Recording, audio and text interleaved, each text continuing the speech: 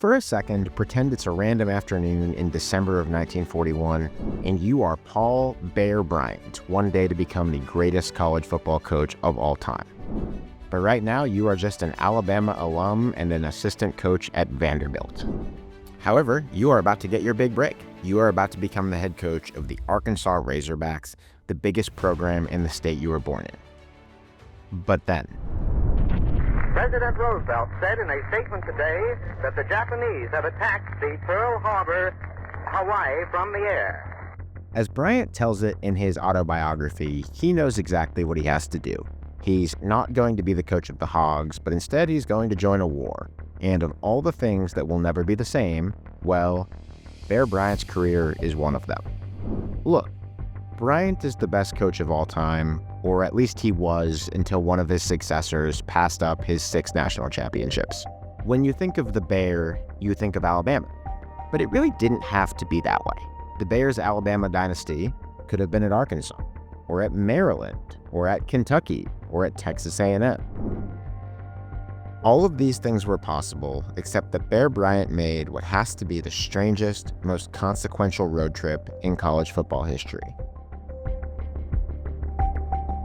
I'm Alex Kirshner, and this is a video from Split Zone Duo, my college football podcast. It is brought to you by our own preferred road trip partner, Nokian Tyres. To learn more about Nokian Tyres' own legendary journey, visit nokiantires.com. Anyway, Bryant really could have been the Arkansas head coach, and it would have been fitting. He's from a little town called Morrow Bottom, Arkansas, where the story goes he wrestled a bear as a kid and took up the nickname Bear. Now, in our story, as a 28-year-old assistant coach, he has a meeting with the governor of Arkansas and, for some reason, future Baseball Hall of Famer Bill Dickey, also an Arkansas native. And when Bryant leaves this meeting in 1941, he is sure he's got it. But Bryant hears about the attack on Pearl Harbor, and he knows what's coming. As he tells the story, he's in D.C. by the next day, and within weeks, he joins the United States Navy. Bryant doesn't see combat in the war, but he works as an assistant coach for a couple of on-base football teams, the kind that were common during the war. North Carolina pre-flight fans, I know you are out there somewhere. By 1945, the Allies have won the war. Shout out to the Allies. That was awesome. And Bryant is still ambitious. He still wants his first major college head coaching job. And he finds it in College Park, Maryland, home of my own team, the Terps. Maryland has been pretty lousy in the time leading up to Bryant's arrival, but he is a turnaround artist, and he gives the Terrapins a really nice year in 1945. People are optimistic about what he's building in College Park. But Bryant is a strong-willed guy, and so is Maryland's president, Curly Byrd. Byrd is basically the patriarch of the University of Maryland, the guy who built the school into a giant and is used to getting what he wants. And Byrd and Bryant fight over virtually everything. Byrd meddles in staff decisions. He is the picture of an overbearing AD or president who just isn't easy to work for. So reports start to swirl that after just 1 year at Maryland, Bear Bryant might be on his way out to another gig. Students are furious. Hundreds of them gather outside the president's house on the night of Bryant's resignation, chanting "Down with Byrd" and "We want Bryant." These students had no idea how right they would turn out to be. I try not to think about how Maryland could have had everything Alabama had, and it's really not that simple, but still, man, Maryland had Bear Bryant and lost him because he had a bad boss. So Bryant gets on the road once again, and he finds himself in Lexington, Kentucky, taking over the job at the University of Kentucky, starting with the 1946 season. Honestly, I think this is the school that blew it the worst with Bryant, and I'll explain why. Kentucky, unlike the rest of the SEC, is a basketball school. The coach back in these days is this guy, Adolph Rupp, who's been in charge for nearly 2 decades by the time Bryant gets there. Rupp has a complete juggernaut of a basketball program. It's the biggest draw in the state. But this is still the American South, and everyone in Kentucky really wants to be good at football. To do that, you've got to hire a good coach, and the school's president promises that Kentucky is going to get a big-name coach to come and lead this football team. But there's a problem, and it has a name. Adolph Rupp. Rupp, as one historian of the school would write years later, has a bit of an ego and likes that at Kentucky, unlike at any other school in the SEC, basketball is king. It actually gets pretty tense and complicated for Kentucky to even pay Bear Bryant a competitive SEC football salary because the school worries about paying him more than Rupp. But Kentucky does, and at $10,000 a year, Bryant is a great investment. He wins immediately, and in 1947, Kentucky makes and wins a bowl game for the first time ever. In 1949, he goes to the Orange Bowl, and in 1950, he goes to and wins the Sugar Bowl over Oklahoma and their legendary coach Bud Wilkinson. Decades later, Kentucky actually claims a national championship for this season. I think it's a bit silly. We have a whole podcast episode about it, but we'll let it slide. And all the while, there's this tension between Bryant in football and Rupp in basketball. Neither guy feels completely appreciated. Rupp wants basketball to be the big deal the way it always has been at Kentucky, and Bryant wants recognition for building a football power at Kentucky. He jokes about it, but he's not really joking. Eventually, this dynamic comes to a head. In the 1950s, there's a huge gambling scandal in college hoops, and Rupp's program is directly involved in this thing. Several players catch federal charges over rigging games, and Rupp is accused of bringing gambling interests around the team. It becomes a massive national story about big money in college sports.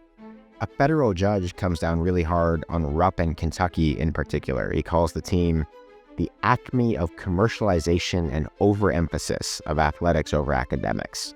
And when the feds are involved, naturally, who comes knocking next but the NCAA, wanting to show that college sports are really clean. And according to Bryant, Kentucky's president tells him that Rupp is going to resign, and when Rupp does resign, that's going to take a lot of the heat off of Kentucky's athletic department, football included. But Rupp stays, and eventually the hammer does come down from the NCAA. In the first real enforcement case in modern NCAA history, Kentucky basketball gets the so-called death penalty. In 1952-53, there is literally no Kentucky basketball season. It is the ultimate college sports punishment. All of this focus on Kentucky hurts the football team too, and Bryant eventually stops recruiting out-of-state players altogether, the kind of thing that's designed to make it look like Kentucky is prioritizing academics and running a clean shop. He claims it's his idea, but I am really skeptical. And it becomes clear later on that Bryant is really bothered by all of the attention that Rupp's basketball team has put on Kentucky. In fact, later in his book, he makes it even clearer. Bryant ultimately left Kentucky after 1953 because of Rupp. What would Kentucky be in football if they had been able to hang on to Bear Bryant? I think about that a lot. They probably do too. Anyway, when Bryant resigns from Kentucky, his next step is to be the head coach at Texas A&M. In College Station, Bryant's legend only grows. He runs a famously grueling training camp in the heat of West Texas, and the players who get through it come to be known as the Junction Boys. There's a book, there's a movie about it. Only a few dozen players even made it through Bryant's first training camp at A&M, and you can see why. None of this would or should be allowed today. Whatever I might think of his methods, though, it works. Bryant turns things around nicely at Texas A&M. He even has an undefeated season in 1956. But things are never quite perfect between Bryant and the administration at A&M. At one point, A&M faces NCAA sanctions over the recruitment of a basketball player, and these sanctions hit the football team too. Bryant is also the athletic director at A&M, and there's a theory that Rupp, in order to get back at him over their bad blood at Kentucky, tells on A&M to the NCAA over trying to pay this basketball player. It actually kind of makes sense. A private investigator finds that A&M tried to cheat, but Kentucky didn't, which, yeah, that would be great for Rupp and bad for his old rival, Bear Bryant. Ultimately, Bryant gets sick of life at A&M, and at the end of 1957, his own alma mater calls. Bryant is going to Alabama with all kinds of time left on his contract at Texas A&M. Could Bryant have won half a dozen national championships at any of the schools he'd been at? Or was that only possible at Alabama, his alma mater, with the resources, the magic that he was able to create there? We will never know for sure. But you do have to wonder, what if the Japanese simply did not bomb Pearl Harbor? Would the Arkansas Razorbacks be playing in Bryant Stadium today? What if Maryland's president just let Bryant do his job and didn't get in his way? Would my Terps have won all of those natties? What if Kentucky wasn't so loyal at any cost to Adolph Rupp? Would we still think of Kentucky as the biggest basketball school in the SEC? Or would we think of them more for football if Bear Bryant had been there a little while longer? What if Texas A&M hadn't gotten into recruiting trouble or had a smoother relationship with Bryant? Would Alabama be the SEC school that's known for spending all of that money without winning championships instead of the Aggies? It's a fun thought exercise, but maybe there's nothing any of those schools could have done to keep Bryant in one place for longer. Because it's just like Bryant said when his alma mater, Alabama, offered him the job at the end of the 1957 season. When your mama calls, you come running.